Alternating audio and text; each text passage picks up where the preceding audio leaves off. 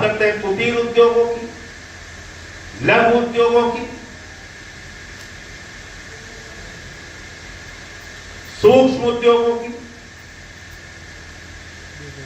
मध्यम उद्योगों की, क्या कहते हैं एमएसएमई सेक्टर,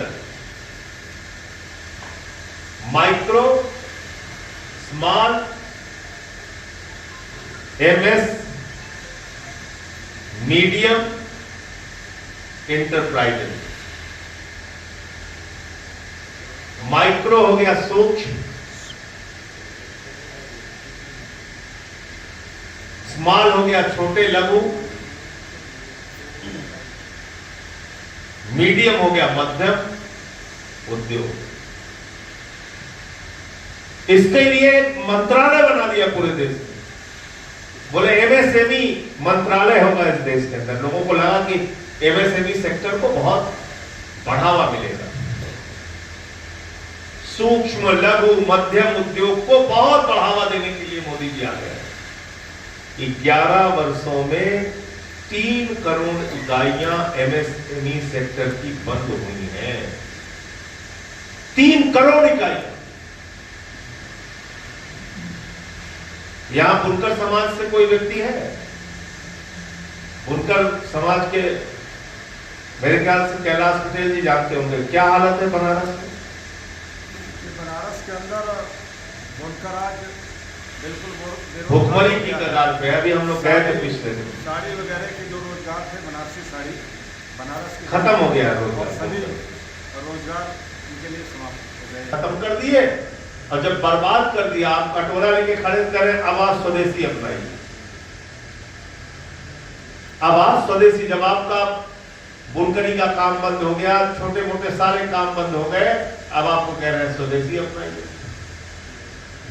तो जब मोदी जी बोल रहे थे कि स्वदेशी अपनाइए, तो उनके सामने जो कैमरा लगा था वो विदेशी था, जो चश्मा उन्होंने पहना था वो इटली का था, जो घड़ी उन्होंने हाथ में लगाई थी वो स्विट्जरलैंड की थी, जो पेन उन्होंने लगाया था वो जर्मनी का था, जिस हवाई जहाज से वो चलते हैं वो अमेरिका का है, जिस हेलीकॉप्टर से वो चलते हैं वो अमेरिका का है, जिन गाड़ियों का काफिला कार का उनके साथ रहता है वो जर्मनी की है। तो ऊपर से लेके नीचे तक नरेंद्र मोदी जी जब विदेशी बन गए तो उन्होंने देशवासियों से कहा, देशवासियों मैं तो विदेशी बन गया हूं, कभी भी झोला लेके भाग जाऊंगा, आप स्वदेशी बन जाओ। मैं विदेशी बन गया हूं, कभी भी झोला लेके भाग जाऊंगा, आप लोग स्वदेशी बन जाओ। कहा नहीं कहा स्वदेशी बन जाओ। बहुत सारे अंधभक्त भावुक हो गए, उनकी आंखों से आंसू आने लगा कि अरे अब तो मोदी जी स्वदेशी की बात करने लगे, हमको तो स्वदेशी बनना है। मोदी जी ने इस देश का बंटाधार कर दिया।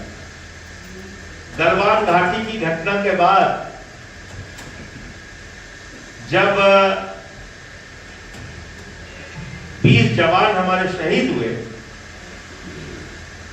तो अंधभक्तों को एक कार्यक्रम दिया गया, मोदी भक्तों को एक कार्यक्रम दिया गया, मोदी मीडिया को एक कार्यक्रम दिया गया। क्या कार्यक्रम दिया गया? कहने लगे भाई ऐसा करो कि आप चाइना के सामानों का बहिष्कार करो। तो मान लीजिए सुनील पांडे जी अपने खेत के ऊपर कर्जा लेके सैमसंग की दुकान खोले हुए हैं मिर्जापुर में, तो कहने लगे इनकी दुकान तोड़ो। ये बेचारे स्वदेशी हैं, अपना खेत देसी रखे हैं, बैंक से कर्जा लिए हुए हैं, 10 लाख 20 लाख रुपए का कर्जा लेके दुकान खोले हुए हैं। बोले इनके सैमसंग की दुकान तोड़ दो, ये तो चाइना का विरोध कर रहा है, इनकी दुकान तोड़ दिए। कहीं किसी और दुकान पे कोई कर्जा लेके खोला है हिंदुस्तानी, उसकी दुकान तोड़ दी। अरे हिम्मत है तो जिनपिंग से बदला लो ना, जिनपिंग से।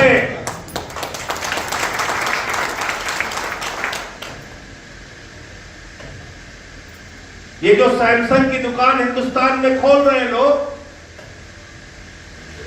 इसको कौन खुलवा रहा है?